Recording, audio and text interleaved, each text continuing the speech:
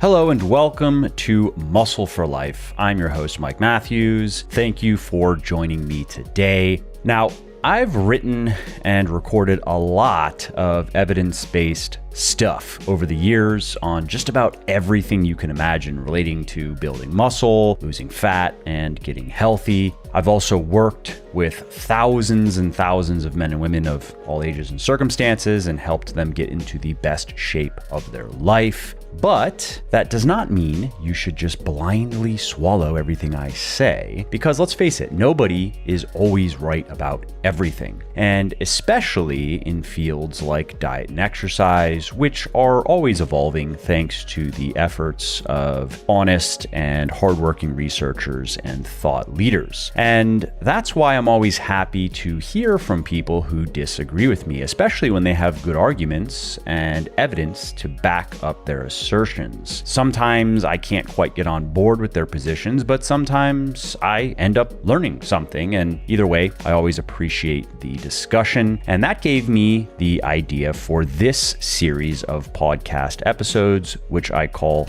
Says You, where I publicly address things that people disagree with me on, and I share my perspective. It's kind of like a spicier Q&A. So what I do is every couple of weeks, I ask people who follow me on Instagram at Muscle for Life Fitness, please follow me, what they disagree with me on. And then I pick a few of the more common or interesting contentions to address here on the podcast. So if there's something that you disagree with me on, and it could be related to diet, exercise, supplementation, business, lifestyle, I don't care, anything, go follow me on Instagram at Muscle for Life Fitness and look for my Says You story that I put up every couple of weeks where I solicit content for these episodes, or just shoot me an email, mike@muscleforlife.com. All right, so here is what I'll be tackling in today's episode.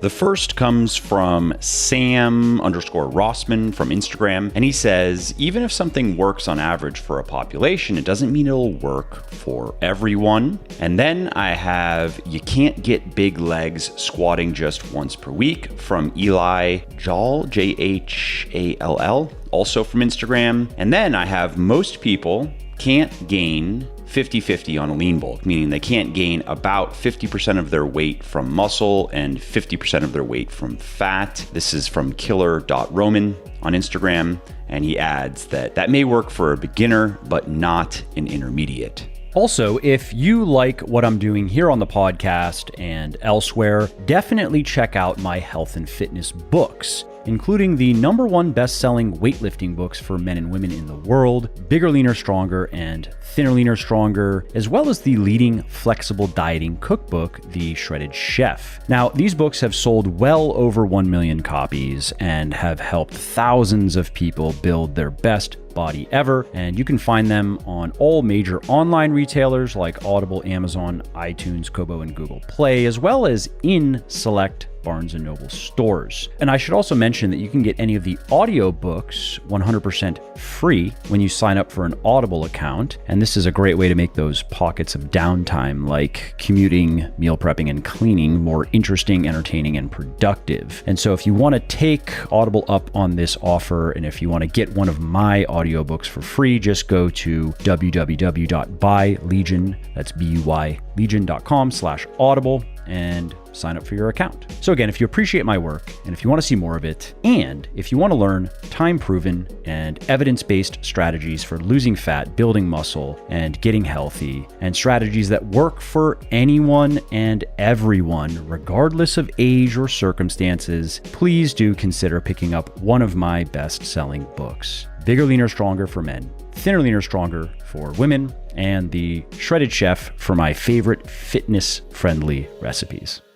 Okay, let's start at the top with Sam Rossman's position on what works for the average for a population doesn't mean it'll work for everyone. And I actually don't disagree here, so I'm not sure why he threw this one at me, why he gave this one to me. But I'm guessing I did say something or write something at some point that prompted it. So let's talk about it. I agree that average just means typical. It's a measure of the central tendency of a population. So to say that something works on average is not to say that it always works for everyone under any and all circumstances, but only that it works more often than not, that it works for most people under most circumstances. So if you think of a bell curve, right, we're talking about the big middle portion, anywhere from maybe 60 to 70% of the curve, the area under the curve. That said, the larger middle portion of the curve doesn't represent all of the area under the curve, doesn't represent all of the people. So if we're talking about response to a training program, for example, what we'd find is that most people respond similarly, but so that would be in the middle of the curve. But some people respond really well. Some people respond much better than average. So those would be people out to the right as the curve tapers off, the little tail.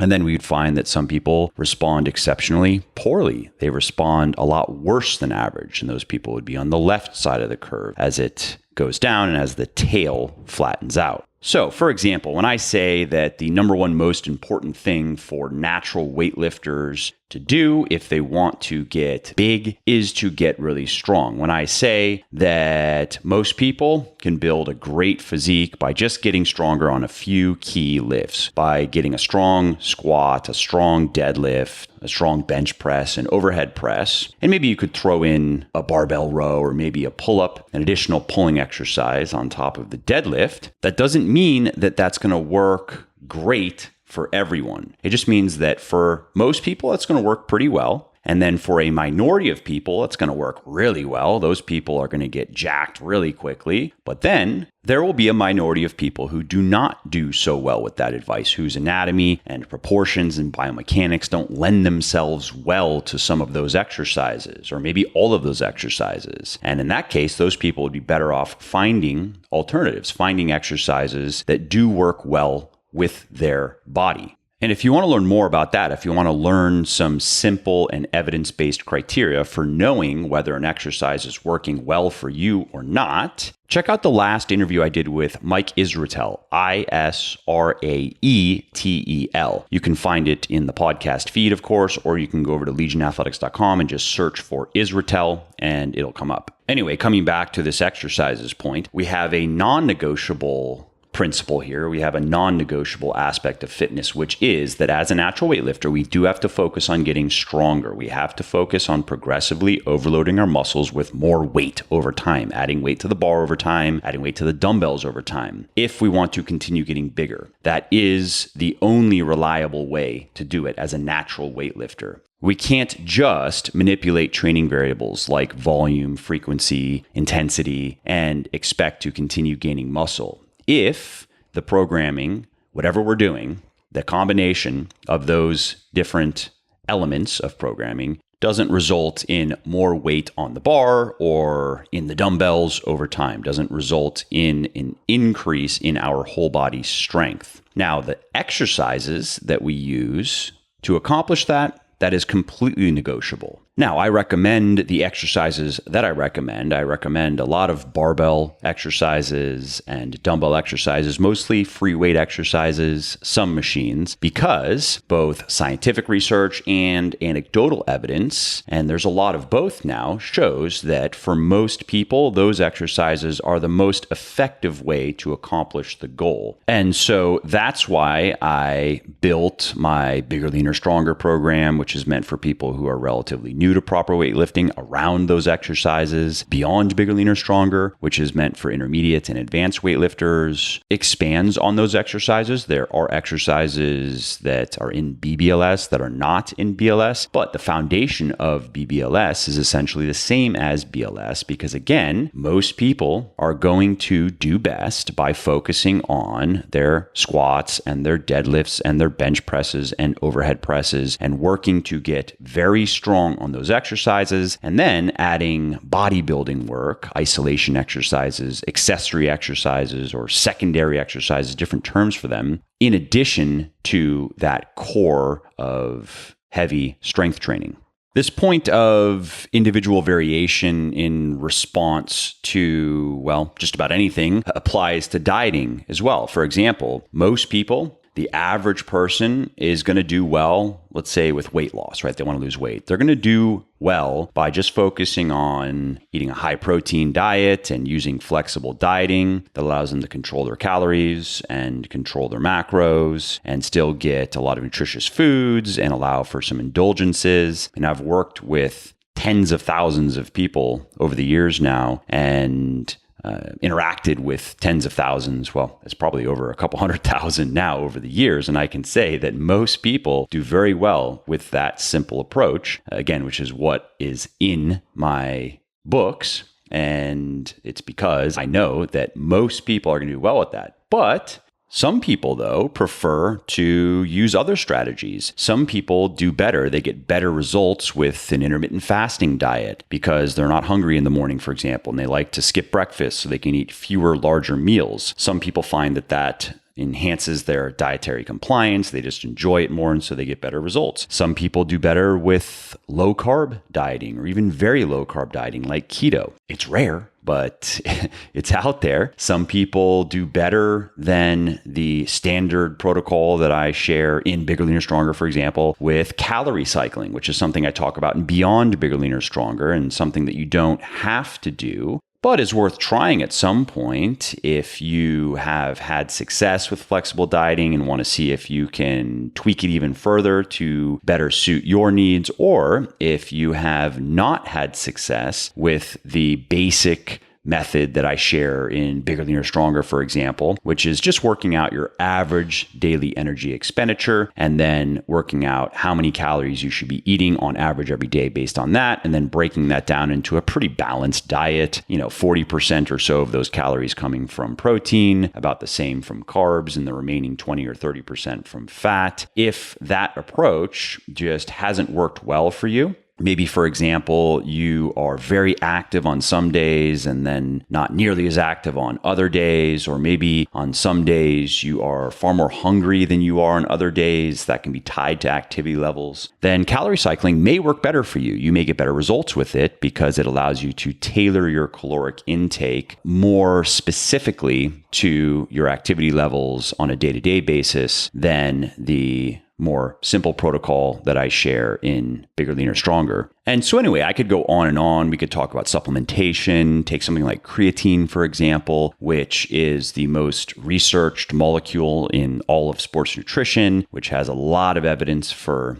efficacy, but which doesn't work for everyone. Some people are just non-responders. Some people don't notice any difference in strength or recovery or muscle gain with creatine. And in some people, although it may be benefiting their performance and their physique, they can't do it because it upsets their stomach, no matter what form they try, or it makes them nauseous. My wife gets nauseous from creatine, regardless of the form. She just can't have creatine. And so the key takeaway here, something to think with that applies to fitness and really any other activity, any other arena that you are involved in, is when you want to accomplish something, it makes sense to first assume that you are going to be in the middle of the bell curve, that you are going to be like most people, and therefore what has worked well for most people will probably also work well for you. So all you have to do is find out what most people did to accomplish the goal that you want to accomplish, and then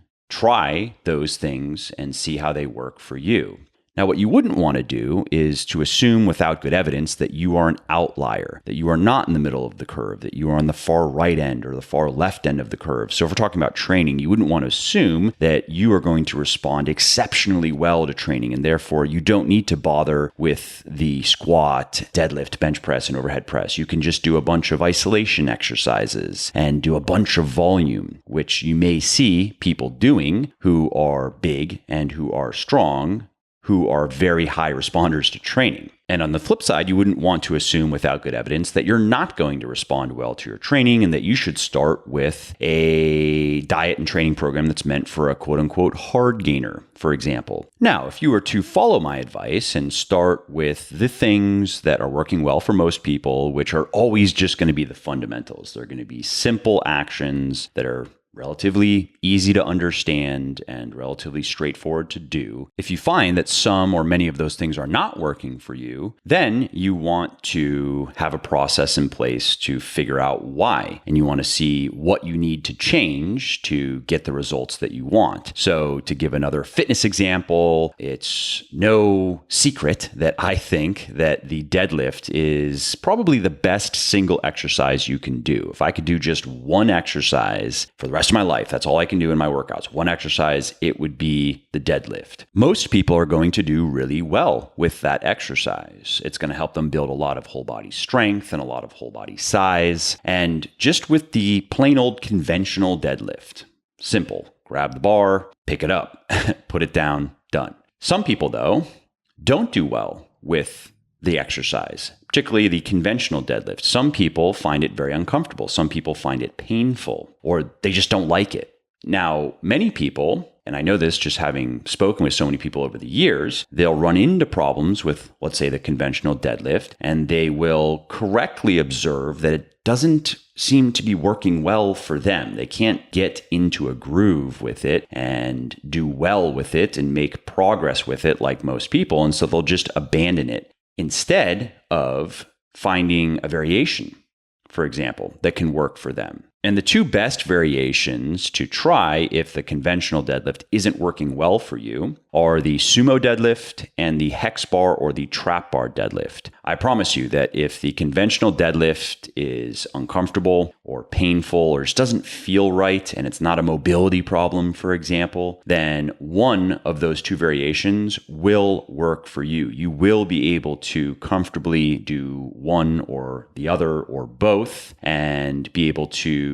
then reap the benefits of regular deadlifting. But in Bigger, Leaner, Stronger, for example, I have the conventional deadlift as the focus there because I know that that exercise works well for most people, and I don't want to add too many moving parts to the program because I don't know if you remember when you were new to all of this, there is a lot of information to take in the beginning. And the more things you have to think with, the more daunting it all becomes. The more conditional, well, if this, then that, but if that, then this components in the program, in the diet, in the training, the more likely somebody is to fail. So to wrap up here, it is true that things that work for most people may not work for you, but you should always assume coming into something that what is working for most people will also work for you. And just keep that in mind. In my work, I'm trying to share reasonable, well thought out advice that will give really good results. More often than not, it will give really good results for most people under most circumstances, and then also give people the know-how that's required to make reasonable and sensible amendments to advice and to programs and tips in case it doesn't work as well for them as most people. If you like what I'm doing here on the podcast and elsewhere, definitely check out my health and fitness books, including the #1 best-selling weightlifting books for men and women in the world, Bigger, Leaner, Stronger, and Thinner, Leaner, Stronger, as well as the leading flexible dieting cookbook, The Shredded Chef.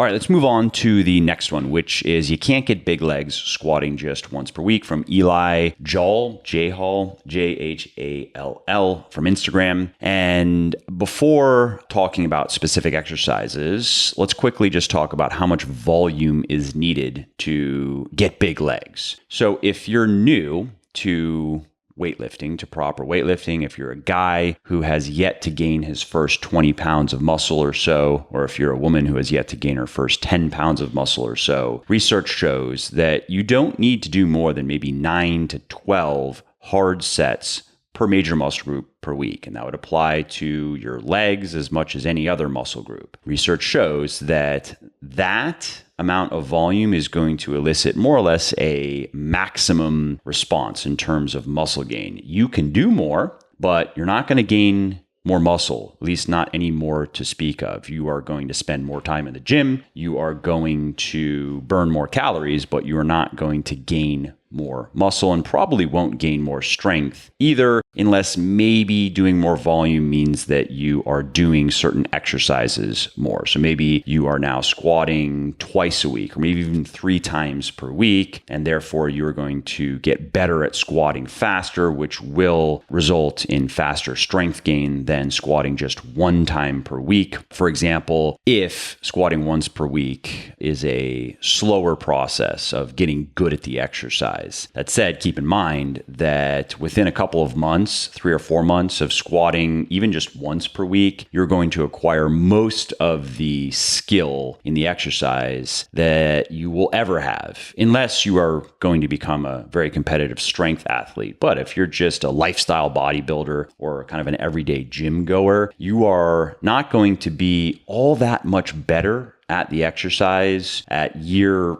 3 or 5 than month 6. And that's because the squat just isn't very athletically challenging. It is not a very difficult movement. It's something we've been doing for a long time. And yeah, loading it with weight, of course, adds a new element of difficulty, but it only takes a couple of months, again, for most of us to not master it, but to get pretty good at it. And the same thing goes with the deadlift, even more so. That's an even easier exercise to learn, as well as the bench press and overhead press, not difficult exercises to learn. And so anyway, coming back to this weekly volume target for maximizing muscle gain, in the beginning, you don't have to work all that hard in the scheme of things, right? 9 to 12 hard sets per major muscle group per week. And so let's talk about the legs in particular. Research also shows that you can do up to about 10 hard sets for an individual muscle group in an individual training session before you reach the point of diminishing returns, before further volume doesn't stimulate muscle growth nearly as effectively. So it's the first 9 or 10 sets or so of your workout that are most conducive to muscle gain. And as you go beyond that threshold, the amount of additional muscle gain stimulated by that training session falls off a cliff. And by the way, these numbers are for natural weightlifters. If you're on drugs, things change, but I'm assuming you're not on drugs. And so when we overlay those 2 pieces of information on each other, what do we learn? We learn that we could do, if we were new to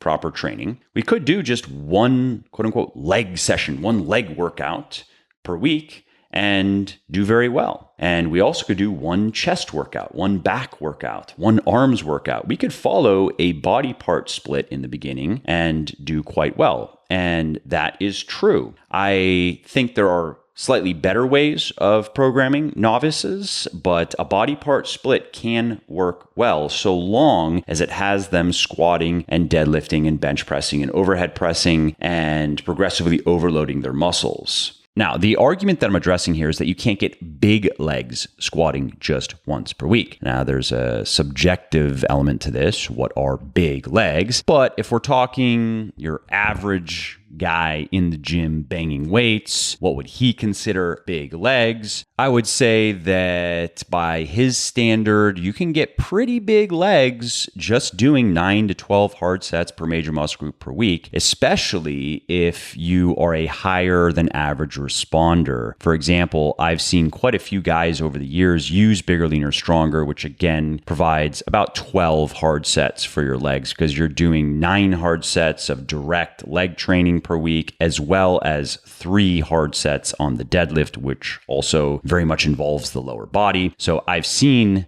guys get pretty big just with Bigger, Leaner, Stronger with no additional volume. I've seen guys gain upward of probably about 30 pounds of total muscle with Bigger, Leaner, Stronger. And of course, a lot of that was in their legs. That said, there are also many guys over the years who have been very happy with their BLS results, their whole body results, including their legs, but who wanted more, who wanted more muscle everywhere, including their legs. And for them, the primary change they need to make to continue gaining more muscle, and let's just focus on the legs here to keep getting bigger legs, is they have to do more volume. That's the big change. That's the biggest change. They need to go from 9 to 12 hard sets per week for their legs to probably 15 to 16 hard sets per week to continue getting bigger and stronger. And that's why, for example, in Beyond Bigger, Leaner, Stronger, you do 16 hard sets for your legs every week. Well, actually, you do more because I've been thinking with just quads and hamstrings. I've been excluding calves in my numbers here. So, for example, in BLS, you also do some calf work in addition to the 9 to 12 hard sets for your upper legs. And in BBLS, you do some additional calf work as well. But you get the point. And big calves are like totally 2000 anyway. This is 2021. And if you are still training calves,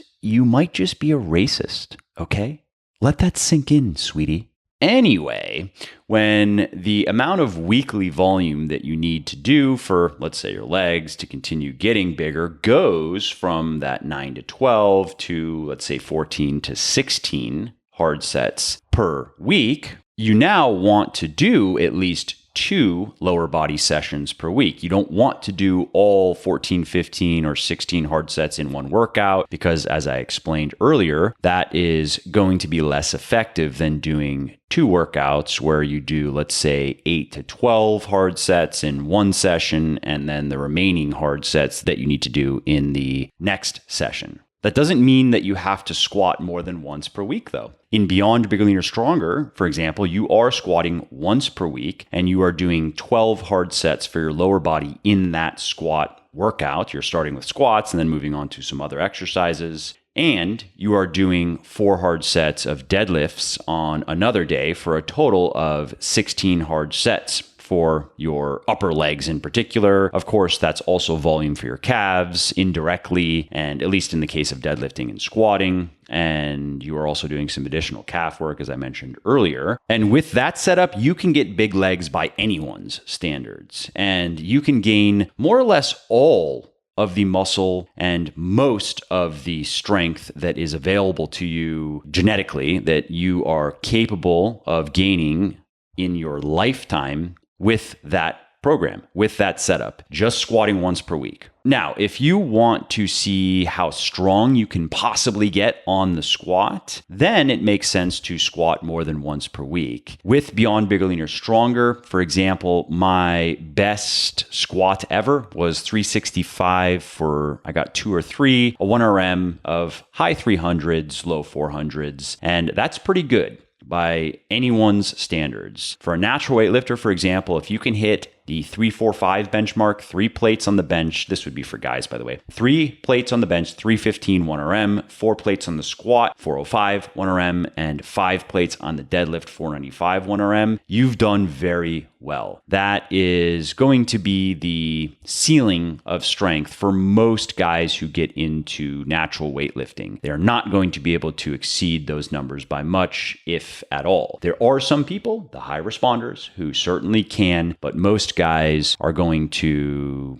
top out around 345. And similarly, most guys are going to top out around 40 to 45 pounds of total muscle gain. Like that is all the muscle they can gain regardless of what they do. And for women, the equivalents are less clear because there's less research on women and especially female strength athletes. But I think it is fair to say that most women should be able to reach the high 100s, 1RM on the bench, maybe low 200s, and then mid 200s to maybe higher 200s, 1RM on the squat and the deadlift. And then as far as muscle gain goes, your average woman should be able to gain about 25 pounds or so of muscle in her lifetime. Many women don't want to gain that much, though. Many women I've worked with over the years have gained about 15 pounds in the right places on their body and then gotten their body fat percentage to around 20% and then been very happy with what they see in the mirror and then have wanted to just maintain that look. So anyway, coming back to squat strength, while you can get strong on the squat, squatting just once per week. I mean, look at Jim Wendler's 5-3-1 program, for example. Squat just once per week. A lot of people get really strong in it. But if you want to reach elite level strength on the squat, you are going to benefit from squatting more often. That's why very popular strength programs like Starting Strength and Strong Lifts and the Texas Method and most other high-level powerlifting programs have you squatting multiple times per week. Keep in mind, though, those programs are not designed to give you big legs, though. They are geared toward making you as strong as you possibly can get on a few key exercises, including the squat. And of course, you get big legs along the way. That's a byproduct, but those are not hypertrophy programs. Those are programs that are made to get you very strong, to allow you to load a lot of weight on the bar. Okay, I think I have belabored that point enough. Let's move on to the next one, which comes from killer.roman from Instagram. And he says, most people can't gain 50-50 on a lean bulk. So he's talking about 50% of the weight from muscle and then 50% from fat. He says that may work for a beginner, but not an intermediate weightlifter. So let's start with some context here. In the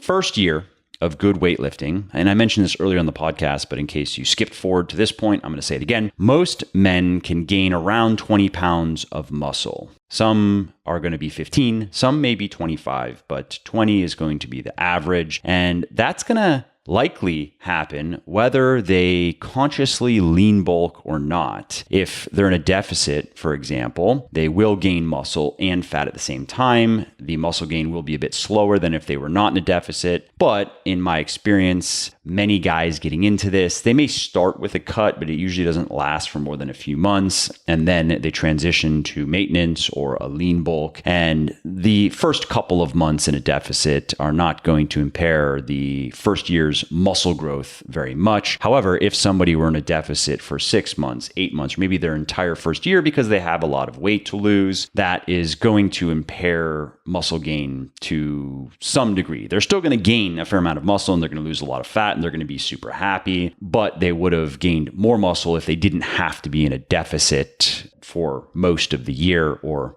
all of the year. So that can impact the total muscle gain. Something to keep in mind that is separate from how well they respond to training. Sometimes you can have a high responder who has to be in a deficit for his first year, let's say, because he has a lot of fat to lose, and he may then only gain 15 pounds of muscle and think he's a low responder when actually he's not. But anyway, after that first year, it gets a lot harder to continue gaining muscle. For example, your average guy can gain about half of the amount of muscle that he gained in his first year in his second year. So for most people, it's 10 or 15 pounds for most guys. And by the way, for women listening, you can just cut these numbers in half. Most women can gain 10 to 15 pounds of muscle in their first year, and then maybe 5 to 8 pounds, maybe 10 pounds in their second year, and so forth. Now, another key difference between being a novice, your first year, and being an intermediate and beyond, year 2 and beyond,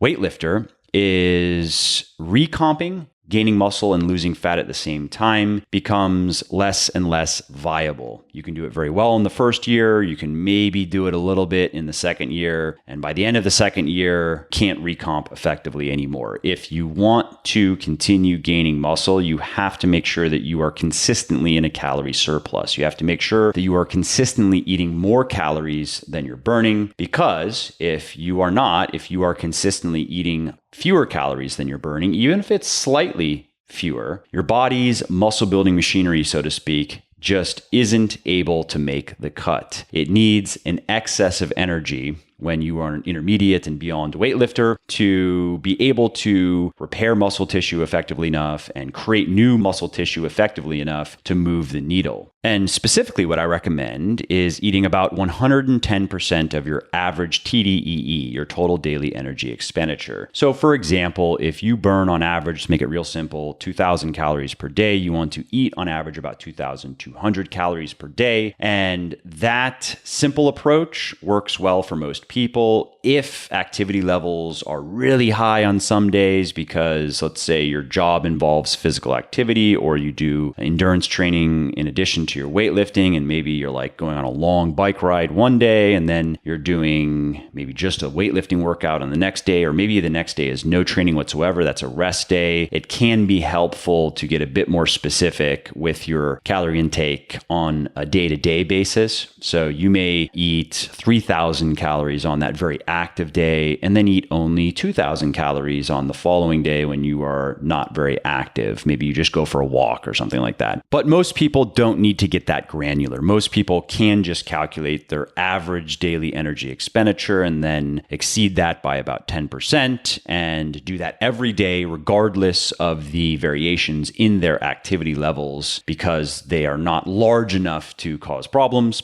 and they can do quite well with that approach. Now, for most intermediate weightlifters, that approach, that 110% of TDEE approach with a good amount of, let's say, 3 to maybe 6 hours of high quality resistance training each week, and maybe a little bit of additional cardio, maybe not, will result in most people in a ratio of muscle to fat gain of about 1-to-1, will result in about as much muscle gain as fat gain while lean bulking. Now, some people are high responders and some people are able to gain more muscle than fat with that approach. Some people are less than average responders, are lower or low responders, and they tend to gain a bit more fat than muscle. But most people are going to gain just about as much fat and muscle when they're lean bulking. And that's not based on any research that I know of, but most leading experts, most thought leaders in the evidence-based fitness space would agree that's generally how it works. And I've seen it in many people over the years. And where it changes, though,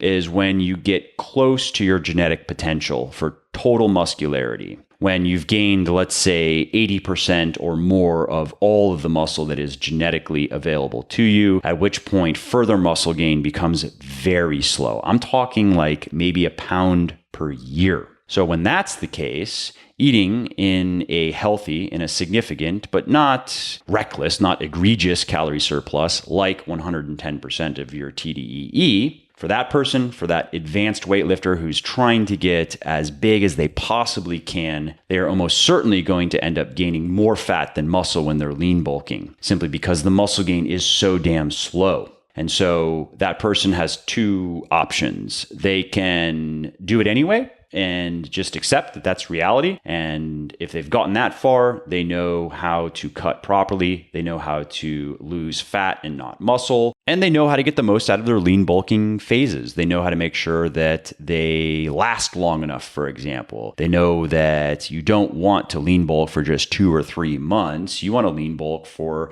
4, 5, 6+ months out of each year if you are an advanced weightlifter trying to gain the last little bits of muscle that you can, because a couple of months is not long enough. You want to spend as much of the year in a calorie surplus as you possibly can. And then, of course, eventually you have to cut because you get too fat. And you can continue gaining muscle when you are fat, if you're a guy like over 20% body fat, for example. But the downside is that's probably not the look that you want. You probably are going to need to diet back to about 10% body fat at some point to have abs and vascularity and what you want to see in the mirror. And when you get too far beyond about 15% body fat, it becomes quite a grind. It becomes a slog. It can take a lot of time. It can take a long cutting phase that you have to take several diet breaks in just to go from the 20+% back down to where you want to be. And for women, the equivalent numbers would be anything beyond 30% body fat becomes